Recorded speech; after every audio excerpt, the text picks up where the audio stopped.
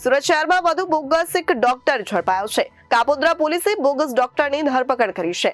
કાપોદ્રાના વલ્લભનગરમાં clinic ચલાવતો હતો આ બોગસ ડોક્ટર AK સિંહ નામનો બોગસ ડોક્ટરની પોલીસે હાલ તો ધરપકડ કરી છે। સુરત શહેરમાં વધુ એક બોગસ ડોક્ટર ઝડપાયા છે। કાપોદ્રા પોલીસે બોગસ ડોક્ટરની ધરપકડ કરી છે। કાપોદ્રાના વલ્લભનગરમાં ક્લિનિક ચલાવતો હતો આ બોગસ ડોક્ટર। કાપોદ્રા પોલીસે ક્લિનિક પર લઈ જઈ વરઘોડો કાઢ્યો હતો। કાપોદ્રાના સુરત આરોગ્ય વિભાગની સૌથી મોટી બેદરકારી સુરતમાં જોવા મળી રહી છે, ત્યારે પાંડેસરા બાદ હવે કાપોદ્રા પોલીસે બોગસ ડોક્ટરની ધરપકડ કરી છે। આરોપી અંકલેશ સિંહ, જે કાપોદ્રાના વલ્લભનગર ખાતે કિરણ ક્લિનિક ચલાવતો હતો, તેની પાસે ડોક્ટરની કોઈ પણ પ્રકારની MBBS સર્ટિફિકેટ પણ નથી। તે નોર્મલ દવા જે આપવામાં આવે છે તે જ પ્રકારની દવા સારવાર માટે આવનાર દર્દીઓને આપતો હતો। હાલ સમગ્ર મામલે કાપોદ્રા પોલીસે આરોપીને તેના ક્લિનિક ઉપર લાવી તેનું પંચનામું કરાવી રહ્યું છે।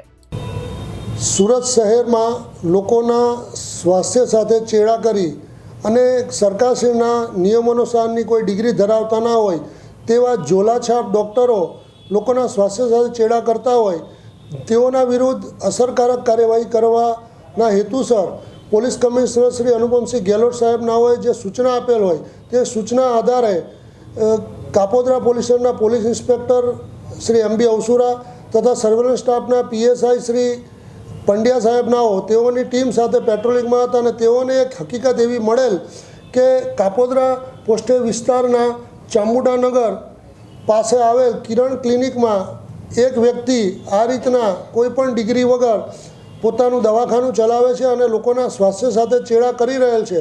જે હકીકતના આધારે મેડિકલ ટીમ સાથે રાખી અને જે બાતમીવાળી જગ્યા હતી ત્યાં જઈને તપાસ તજવીજ કરતા અને ત્યાં હાજર મળેલ ઈસમ અખિલેશભાઈ બરસાતીસિંહ ચૌહાણનાઓ પાસે તેઓ જે ડૉક્ટરની વ્યવસાય કરી રહેલ છે તે અંગે ગુજરાત સરકારના નિયમોનુસારનું કોઈ સર્ટિફિકેટ હોય તો તેની માગણી કરતાં તેની પાસે કોઈ પણ આવું સર્ટિફિકેટ મળી આવેલ નહીં।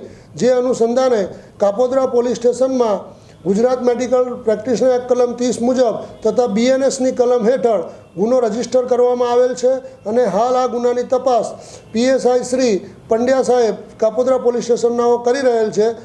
ઉપરોક્ત ઈસમ વિરુદ્ધ સને 2004માં પણ આ જ રીતના બોગસ તબીબીનો એક ગુનો દાખલ કરવામાં આવેલ છે। આ એનો ગુનાહિત ઇતિહાસ છે। Reporter Arvind Rathod, Janadesh news, Surat.